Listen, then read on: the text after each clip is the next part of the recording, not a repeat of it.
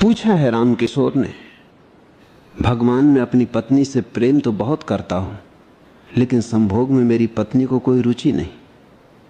शादी के बाद शुरू शुरू में हमारे बीच सब ठीक था, मगर अब जब भी उसके पास जाता हूं तो मना कर देती है। एक और शंका है भगवान, पहले संभोग में मैं अच्छा था, पत्नी को संतुष्ट कर देता था, लेकिन अब मेरी पत्नी चरम सुख तक पहुंच ही नहीं पाती।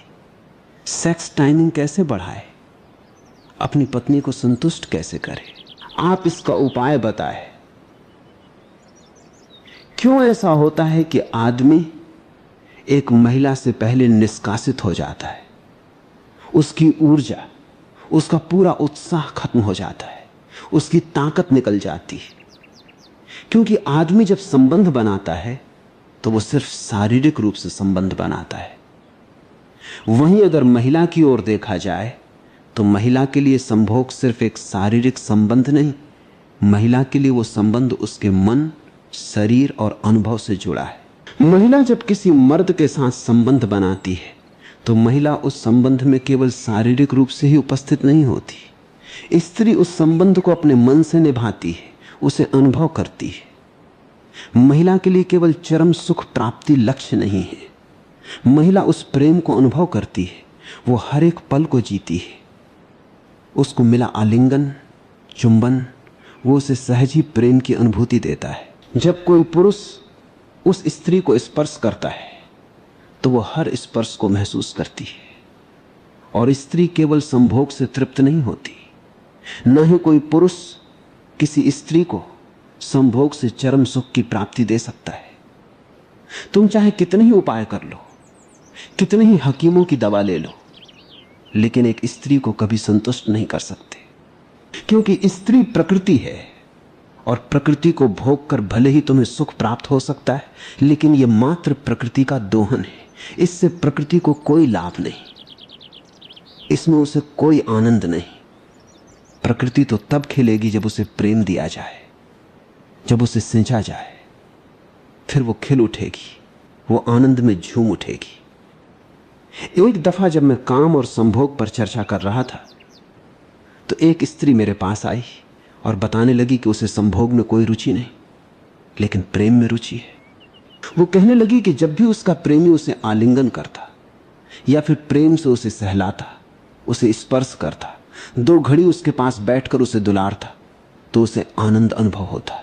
और जब उसे आनंद अनुभव होने लगता तो उसके अंदर अलग ही अनुभूतियां उत्पन्न होने लगती।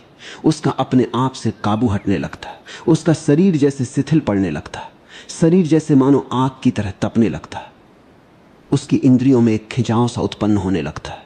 जैसे उसका प्रेमी उसके अंगों को स्पर्श करता, उन्हें चूमता, उस स्त्री की सुगंध और भी मोहित होने लगती और अंततः उस स्त्री की वासना इतनी प्रबल हो उठती कि वो खुद को रोक ना पाती। फिर चाहे उनके बीच संभोग हो या न हो, लेकिन वो स्त्री चरम सुख तक पहुंच जाती थी। वहीं आश्रम में कहीं पुरुषों से भी मेरी बात होती थी। पुरुष अक्सर इसी चिंता में रहता है कि कैसे वो अपनी पत्नी, प्रेमिका को संतुष्ट करे। तो कुछ थोड़े से सूत्र ध्यान देने योग्य हैं। अगर उन्हें थोड़ा ध्यान में रखे तो प्रेमी या प्रेमिका को संतुष्ट करने का रास्ता आसान होगा। सबसे पहली बात तो ये कि स्त्री कभी भी सीधे सीधे संभोग नहीं चाहती। पुरुष अक्सर यही सोचता है कि प्रेम का अर्थ है संभोग। अगर संभोग किया जाए तो स्त्री को सुख मिलेगा, अगर संभोग किया जाए तो स्त्री आनंदित होगी। लेकिन यह पूरा सत्य नहीं है। हां, स्त्री को सेक्स में सुख मिलता है, वो आनंदित होती है, लेकिन उस संभोग की परिभाषा बिल्कुल अलग होगी। जिस संभोग की बात तुम कर रहे हो, उस संभोग में सिर्फ तुम्हें सुख मिलेगा और केवल उथला उथला सुख मिलेगा। यह कोई गहराई वाला सुख नहीं होगा। यह वैसा ही होगा जैसे कोई अधखिले फूल से उसकी सुगंध छीन लेना चाहता हो। उसने फूल को देखा, छुआ और तोड़ लिया, लेकिन उसके खिलने की प्रतीक्षा नहीं की। उसे लगेगा कि उसने फूल पा लिया, जबकि उसके हाथ में केवल बिन खिली पंखुड़ियां होगी, जिनमें ना तो सुगंध होगी न ही कोई प्रेम। क्योंकि सुगंध तो तब आएगी जब फूल को खिलने का समय दिया जाए। उसे प्रेम का जल दिया जाए। जब वो सूरज की रोशनी में नहाएगा तो धीरे धीरे स्वयं ही खिलने लगेगा। और एक बार जब फूल अपनी पूर्णता से खिल उठेगा, तब जो सुगंध तुम पाओगे, तब जो फूल तुम्हारे सामने होगा, वो तुम्हें आनंद देगा। उस फूल में एक रस होगा, उस फूल में एक आभा होगी। स्त्री का मन भी ऐसा ही है। अगर तुम स्त्री को प्रेम करना चाहते हो, उसे सुख देना चाहते हो कि संभोग में वो स्त्री भी उतनी ही भागीदार बने जितना तुम हो, तो पहले स्त्री को पूर्णता के साथ खिलने दो, उसे आलिंगन दो, उसे चुंबन दो, उसके अंगों को प्रेम से स्पर्श करो, उसे इस हद तक उत्सुक करो कि वो स्वयं संभोग को उतारू हो जाए। और एक बार जब स्त्री इस पूर्णता की अवस्था में आ जाए, तब जो संबंध तुम्हारे बीच होगा वो उस स्त्री के सुख का द्वार खोल देगा। जो पुरुष एक बार स्त्री के भीतर तक आनंद जगा दे, स्त्री उस पुरुष के सामने समर्पण कर देती है, अब चाहे वो कैसा भी हो। लेकिन जो पुरुष केवल संभोग को ही प्रेम समझ बैठता है, वो मानो बीज बोए बिना ही फल मांग रहा है। और अगर थोड़ा कुछ हाथ लग भी गया तो वो फल मीठा न होगा। फल तो होगा लेकिन उसमें कोई रस न होगा, उसमें वो आनंद न होगा जो तृप्ति का भाव जगा सके। उसे क्षणिक तृप्ति मिल सकती है पर प्रेम की गहराई नहीं। और जब तक फल का असली स्वाद न मिले, तब तक भूख मिट न सकेगी। तुम फिर फल तोड़ोगे, लेकिन अगर जल्दबाजी होगी तो फिर तुम्हारे हाथ कुछ न लगेगा, फिर खाली हाथ रह जाओगे। सीधे संभोग में उतर जाना ऐसा ही है जैसे कोई पुस्तक का अंतिम पृष्ठ पहले पढ़ ले। कहानी तो समाप्त हो जाएगी, पर यात्रा, उस यात्रा का आनंद और अर्थ उससे छूट जाएंगे। जैसे एक कहानी में पढ़ा करता था, बेताल पच्चीसी। ये भारतीयों द्वारा रची गई बहुत ही अद्भुत कहानियों में से है। कहानी का सार यह है कि उज्जैन का राजा विक्रमादित्य के पास एक साधु आता है। वो राजा को अपने साथ चलने का आग्रह करता है। विक्रमादित्य एक वीर थे।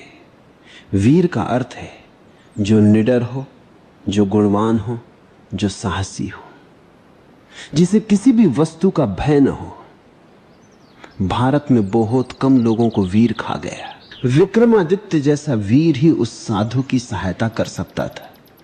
वीर विक्रमादित्य उस साधु के साथ चल दिए।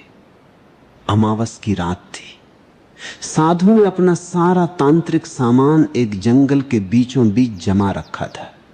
जैसे वो दोनों वहां पहुंचे, साधु ने विक्रमादित्य से कहा कि यहां से सामने ही 100 मील दूर एक पीपल के पेड़ पर एक मुर्दा लटका हुआ है, तुम जाओ और उसे यहां ले आओ।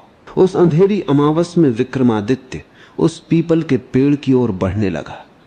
उस घने जंगल में ऐसा सन्नाटा पसरा था मानो स्वयं समय ने भी अपने कदम रोक लिए हों। चारों ओर ऊंचे ऊंचे वृक्ष, उनके बीच से आती ठंडी हवा और पत्तों की सरसराहट। ऐसा प्रतीत होता था जैसे पूरा वन किसी अनदेखे रहस्य का साक्षी हो। परंतु वीर को भय कैसा? भय तो उसे होता है जिसके मन में अपने प्राणों का मोह हो। विक्रमादित्य के लिए धर्म और वचन दोनों ही प्राणों से बढ़कर थे। उन्होंने बिना एक क्षण का विलंब किए उस दिशा में चलना प्रारंभ किया। कुछ दूरी चलने के पश्चात विक्रमादित्य को वो विशाल पीपल का वृक्ष दिखाई दिया। उसकी फैली हुई शाखाएं उस अंधेरी अमावस की रात में किसी राक्षस की भुजाओं जैसी प्रतीत हो रही थी। उसी वृक्ष की सबसे ऊंची डाल पर एक मुर्दा उल्टा लटका हुआ था। उसे देखते ही सामान्य मनुष्य का हृदय कांप उठता, पर विक्रमादित्य ने साहस किया। वे वृक्ष पर चढ़े, उस मुर्दे को अपने कंधे पर उठाया और वापस साधु की ओर चल पड़े। किंतु तभी वह मुर्दा अचानक हंस पड़ा। विक्रमादित्य भी एक पल को थोड़ा घबरा गए, लेकिन साहसी थे। राजा ने उसे उठाया और कंधे पर रख साधु की ओर लौटने लगे। लेकिन वो कोई साधारण मुर्दा नहीं था, उसमें एक बेताल का वास था। थोड़ा आगे चलने पर बेताल बोला, राजन, तुम निस्संदेह बड़े साहसी हो, पर मार्ग लंबा है और मौन यात्रा बड़ी कठिन होगी। इसलिए मैं तुम्हें एक कथा कहता हूं, सुनते सुनते रास्ता भी कट जाएगा। लेकिन राजन, कथा के अंत में मैं तुमसे एक प्रश्न पूछूंगा, और यदि उत्तर जानते हुए भी तुम मौन रहे तो तुम्हारा सिर 100 टुकड़ों में फट जाएगा, और यदि तुम बोले तो मैं वापस इसी पीपल के वृक्ष पर जा लटकूंगा। इतना कहकर बेताल ने अपनी पहली कथा आरंभ की। ऐसे ही बेताल वीर विक्रमादित्य को 25 कहानियां कहता है, और हर बार विक्रमादित्य उत्तर देता है, और कहानी के अंत में राजा विक्रमादित्य को उस साधु की सच्चाई पता चलती है, और विक्रमादित्य साधु को उसके जाल में फंसाकर मार देता है। अब कहानी तो मैंने कह दी, कहानी का सार भी तुम जान गए, लेकिन कुछ महत्वपूर्ण छूट गया। कैसे उस साधु की हकीकत राजा को मालूम हुई, कैसे साधु मारा गया, क्या थी वो 25 कहानियां जो बेताल ने विक्रमादित्य से कही, और कैसे उस साधु ने राजा को अपने जाल में फंसाया। जब तक तुम ये न जान लो तब तक कितने ही बार तुम कहानी को सुन लो, तुम्हें तृप्ति का आनंद न होगा। ठीक ऐसे ही स्त्री के लिए भी प्रेम एक यात्रा है। आलिंगन उसका सबसे पहला अध्याय है, चुंबन उसके मधुर पृष्ठ हैं, स्पर्श उसका संगीत है, संभोग तो उस पूरी कथा का स्वाभाविक सार है। कहानी का सार तुम्हें आनंदित भले ही कर दे, लेकिन संतुष्ट कभी ना हो पाओगे। जैसे मैंने कहानी को शुरू किया तो उसे उसके पूरे भाव के साथ, उसके एक एक पन्ने को विस्तार से कहा, और तुम उसमें खो गए। लेकिन कहानी के बीच का भाग, वो हिस्सा जहां बेताल विक्रमादित्य को कहानियां कहता है, उसे छोड़ दिया और सीधा अंतिम सार कह दिया। अब तुम्हारे मन को सुख तो मिला, परंतु वो सुख उथला उथला, आधा अधूरा मिला, उसमें चरम सुख प्राप्ति जैसा कुछ नहीं। कहानी का सार पता होने बावजूद तुम्हारे मन में असंतोष है, अभी भी कुछ कमी बाकी रही है। यही बात संभोग में है। यदि तुम संभोग को मात्र अपने आनंद के लिए करते हो, उसमें सामने वाले प्रेमी या प्रेमिका के आनंद का कोई भाव नहीं, उसमें प्रेमी को संभोग के द्वार तक लाने का कोई प्रयास नहीं, सिर्फ संभोग ही तुम्हारा उद्देश्य है, तो वो संभोग अपूर्ण है, उसमें कभी तृप्ति का भाव जन्म नहीं लेगा। और इसी तृप्ति के लिए तुम्हारी प्रेमिका या तुम्हारी पत्नी किसी और द्वार पर दस्तक देने लगेगी। इसमें उसका कोई दोष नहीं, और दोष देना भी है तो खुद को दो। यदि तुम उसे सुख नहीं दे सकते तो वो कहीं और जाएगी ही। सुख का अधिकार उसे भी है। एक साधु को भी यदि एक द्वार पर कुछ न मिले तो वो दूसरे द्वार पर दस्तक देता है। तुम्हारी प्रेमिका या पत्नी तो फिर भी सांसारिक है, उसका पूरा अधिकार है। तुम भी तो अपने सुख की प्राप्ति के लिए ही संभोग करते हो। अब यदि स्त्री अपने सुख प्राप्ति के लिए किसी और के साथ संबंध बनाना चाहे तो इसमें गलत क्या। इसलिए अगर चाहते हो कि स्त्री सिर्फ तुम्हें सुख दे या स्त्री सिर्फ तुम्हारी होकर रहे, तो उसे प्रेम करना, स्त्री की उस यात्रा में भागीदार बनना जहां उसे आनंद अनुभव हो, जहां धीरे धीरे वो स्वयं अपने आप को तुम्हारे हवाले कर दे। आज के लिए बस इतना ही।